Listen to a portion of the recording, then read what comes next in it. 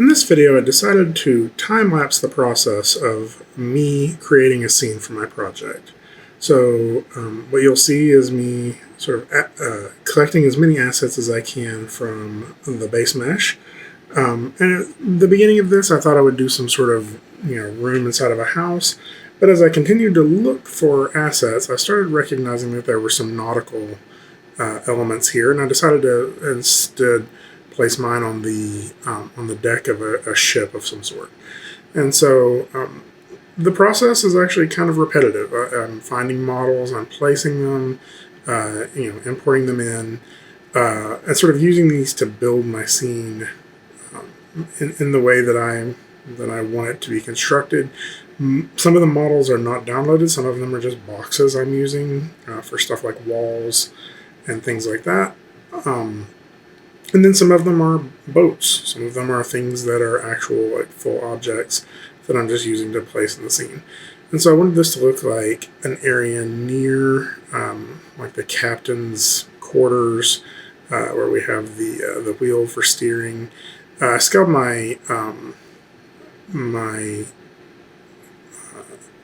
barrel back up a little bit to fit that size, and you see I'm just sort of placing this stuff as we go. It's worth noting that I've sped this up to 1,000% of its original speed, so this is about 10 times faster than the original speed. And the entire process took me somewhere in the neighborhood of an hour and a half, maybe 2 hours. And there's a couple of different sessions of doing this.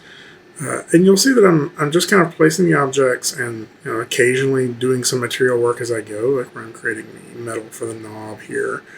And it is just sort of a work in progress. At the same time, I'm also trying to find the right lighting setup for this. And I realized that those trees in the background are probably not something that you would see on a ship.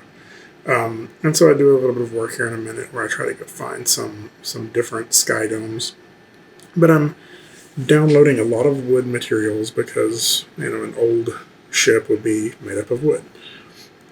So you'll see that I'm kind of trying to get different colors, different textures of wood, like some of it be a little bit more clean and well maintained, like the floor, whereas like the walls maybe are maybe a little bit worn and weather beaten. Now I will point out there's a couple of times here where I had to restart Maya because I was using Arnold in the GPU render mode, and I would get a couple of errors in the render, and so I would just pause the recording and restart Maya to sort of help refresh that. And that's just sort of a little glitch that was probably happening within the graphics card, and just restarting Maya seemed to fix the problem. So if you run into something similar, you can try that as well.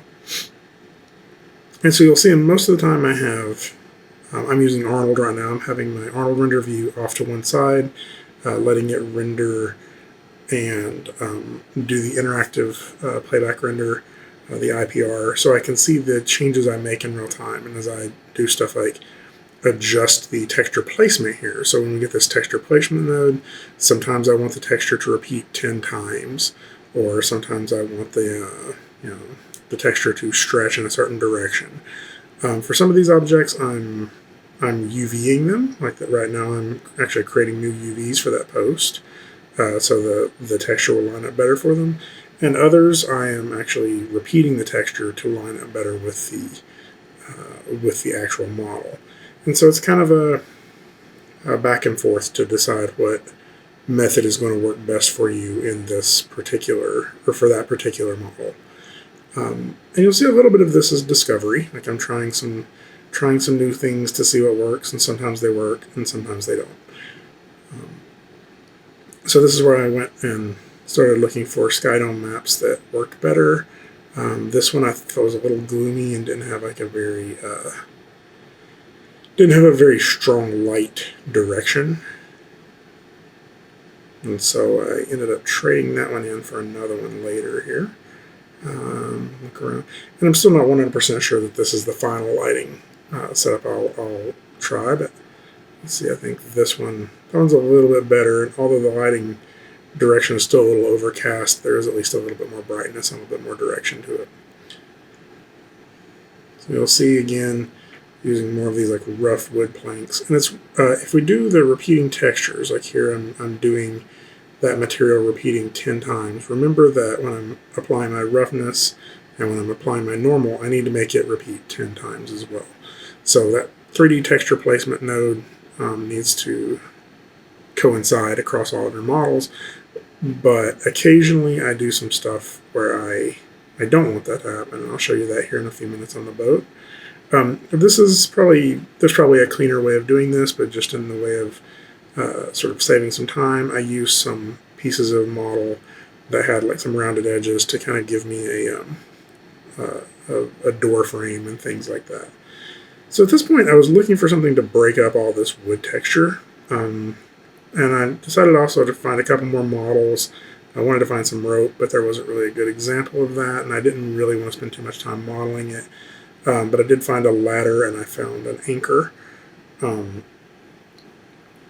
so I went ahead and brought those into the scene as well. But right now it's a lot of wood, right? And I really wanted to break that up a little bit. And because we have this boat in there, what I decided to do instead, it's not actually the first thing I did. Right now I'm applying a different wood texture to the door, I think. Yeah. And so what I decided to do after I get these other models in here, anchor the ladder, place those, and I decided to use a solid color for the boat. And instead of having the boat be wood again, I decided to do it more of a painted wood. So I end up applying, this is me finishing up the texturing on the door, and then I apply a solid color to the boat. Now you'll also see I'm kind of reusing some materials in this, reusing this wood material for the boat, and I started recognizing in the boat that that's just more wood, right? And when I look at lifeboats, a lot of them are painted, and so what I decided to do is sort of paint this sort of a bluish color, but still use one of the normal maps from the wood so it feels like painted wood.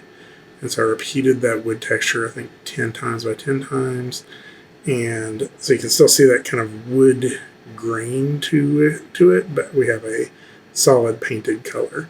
And again, this is maybe not the exact final piece that I get. The last thing I was applying some materials to this anchor. Actually applied some different materials to individual polygons here. Not always like the best practice in every situation, but in this case I just needed some different colors to brighten that up. And so we get a little bit of a wood and an anchor there. And I do a test render to see what this looks like. There's probably a couple of additional things I may do. I also put a platform here. I may go back on around the hand railing and put some spindles to give it a little bit more of a boat feel and just a repetitive pattern. But yeah, we're kind of getting an idea of what this looks like. I do a render, save that out, and just look at the test render to see how we're doing. So in this case, you would want to do something similar yourself. Take some time to build a scene that you want your action to take place in.